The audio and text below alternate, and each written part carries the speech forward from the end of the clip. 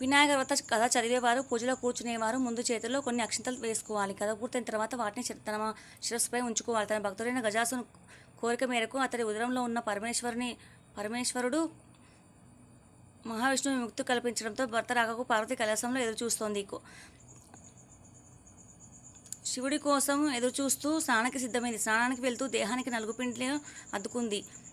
వరదర్యానంలో ఆ పిండితోనే ఒక ప్రతిమను తయారు చేసింది. చూడముచ్చటైన ఆ బాలుడికి తండ్రి ఉపదేశించిన మంత్ర సాయంతో పార్వతి ప్రాణప్రతిష్ఠం చేసింది. దివసుందరమైన ఆ బాలుని వాకిట కాపలా ఉంచి తను స్నానానికి వెళ్ళింది.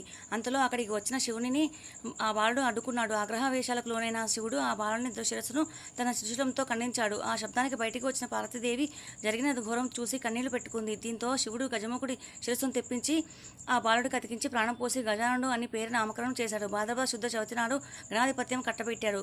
ఆ రోజున తనకు భక్తితో సమర్పించిన ఉండాలు కుడుములు పిండి వంటలను సృష్టిగా తిన్న వినాయకుడు నడవడానికి ఇబ్బంది పడుతూ కైలాసం చేరుకున్నాడు. శివుని శిరస్సుపై ఉన్న చంద్రుడు గణనాథుని అవస్థలు చూసి పక్కును నవ్వాడు. రాజు దృష్టి సోకితే రాళ్ళు కూడా నుజ్జవుతాయని విఘ్ననాథుని ఉదరం పగిలి అందులోని ఉండ్రాలు కుడుములు బయటికి వచ్చి అచేతుండ అయ్యాడు. దీంతో ఆగ్రహించిన పార్వతీదేవి, పాపాత్ముడా, నీ దృష్టి సోకి నా కుమారుడు అచేతనంగా పడి ఉన్నాడు కాబట్టి నిన్ను చూసిన వారు పాపాత్మని నీళ్ళ ఇందులో పొందుతుగా కానీ శపించింది. పార్వతీదేవి చంద్రుని శపించిన ఋషిపత్నులకు నీలాపనిందలు. పార్వతీదేవి చంద్రుని శపించిన సమయంలో సప్తఋషులు భారతో కలిసి యజ్ఞం చేస్తూ అగ్నిదేవునికి ప్రదర్శనం చేస్తున్నారు. అగ్నిదేవుడికి ఋషిపత్నుల మీద మోహం కలిగింది. కోరిక తీరాక చెప్పిస్తారేమో అన్న భయంతో అగ్ని క్షీణింపసాగాడు. భర్త కోరిక తెలుసుకున్న స్వాహాదేవి ఋషుల భార్యల రూపంలో అగ్నిదేవుడిని చేరింది. అగ్నిదేవునితో ఉన్నది తమ భార్యలేనని భ్రాంతి చెంది ఋషులు వారిని విడిచిపెట్టారు. శాపగ్రస్తుడైన చంద్రుని చూడడం వల్లనే ఋషుల భార్యలు నీలాపనిందలకు గురయ్యారని దేవతలు గ్రహించారు. వీరందరూ బ్రహ్మదేవునితో కలిసి కైలాసానికి వెళ్లారు. మరణించిన విఘ్నేశ్వరుడిని బ్రహ్మదేవుడు తిరిగి బతికించారు. తర్వాత పార్వతీదేవితో, అమ్మ, నీవు చంద్రుడికి వచ్చిన శాపం వలన ఆపద కలిగింది కావున శాపాన్ని ఉపసంహరించుకో అని కోరాడు. అప్పుడు పార్వతీదేవి ఏ రోజున చంద్రుడు విఘ్నేశ్వరుని చూసి నవ్వాడో ఆ రోజున చంద్రుని చూడకూడదు అని ఆ శాపాన్ని సవరించింది. ఆ రోజు నుండి అందరూ భాద్రపద శుద్ధ చవితి నాడు చంద్రుడిని చూడకుండా జాగ్రత్తగా ఉండి సుఖంగా ఉన్నారు. ఇలా కొంతకాలం గడిచింది. శమంతకోపాఖ్యానం. ద్వాపరయుగంలో ద్వారకలో నివాసం ఉన్న శ్రీకృష్ణుని నారదుడు కలిశాడు. కాసేపు పిచ్చపాటి మాట్లాడాక, స్వామి, ఈరోజు వినాయక చవితి, పార్వతి శాపం కారణంగా చంద్రుని చూడకూడదు, నేను వెళ్తాను అని కృష్ణుడికి చెప్పి నారదుడు వెళ్ళిపోయాడు. ఆ రోజు రాత్రి ఎవరూ చంద్రుడిని చూడకూడదని పట్టణంలో శ్రీకృష్ణుడు చాటింపు వేయించాడు. శ్రీకృష్ణుడికి పాలంటే ఇష్టం. ఆ రోజు రాత్రి శ్రీకృష్ణుడు ఆవు పాలను తాగుతుండగా పాత్రలోని పాలలో చవితి చంద్రుడి ప్రతిబింబాన్ని చూశాడు. దాంతో తనకు ఎలాంటి అపనింద వస్తుందో అని చింతించాడు. కొన్ని రోజులు గడిచాయి. సత్రాజిత్తు సూర్యుని వరంతో శమంతకమణిని సంపాదించాడు. రోజుకు 10 బారుల బంగారాన్ని ఇచ్చి ఆ మణిని తనకు ఇవ్వమని కోరాడు. అందుకు సత్రాజిత్తు ఒప్పుకోలేదు. తర్వాత ఒకరోజు సత్రాజిత్తు తమ్ముడు ప్రసయనుడు శమంతకమణిని మెడలో వేసుకుని అతడి అడవికి వేటకు వెళ్ళాడు. అడవిలో ఒక సింహం ఆ మణిని చూసి మాంసం ముక్క అని అనుకుని ప్రసరుడిని చంపింది. మణిని నోట ఖర్చుకొని పోతున్న సింహాన్ని జాంబవంతుడు చంపాడు.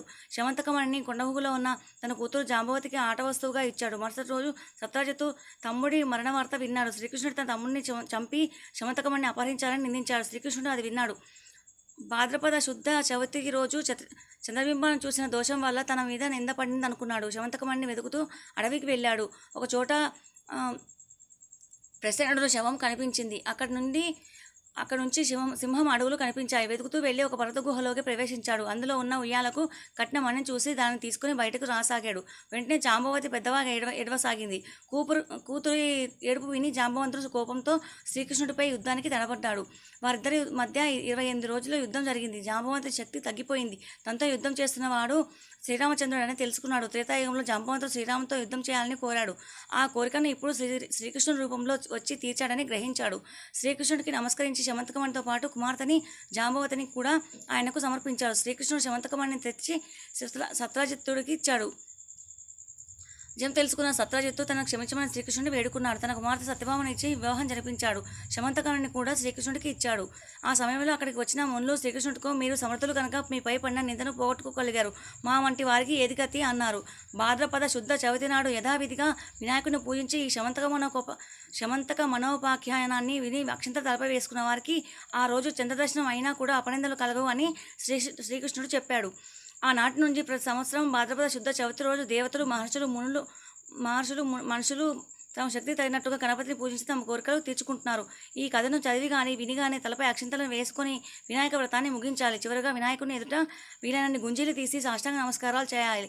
కథ పూర్తయిన తర్వాత స్వామికి మంగళహారతులు ఇవ్వాలి. అనంతరం ఉద్వాసన మంత్రం చెప్పుకోవాలి.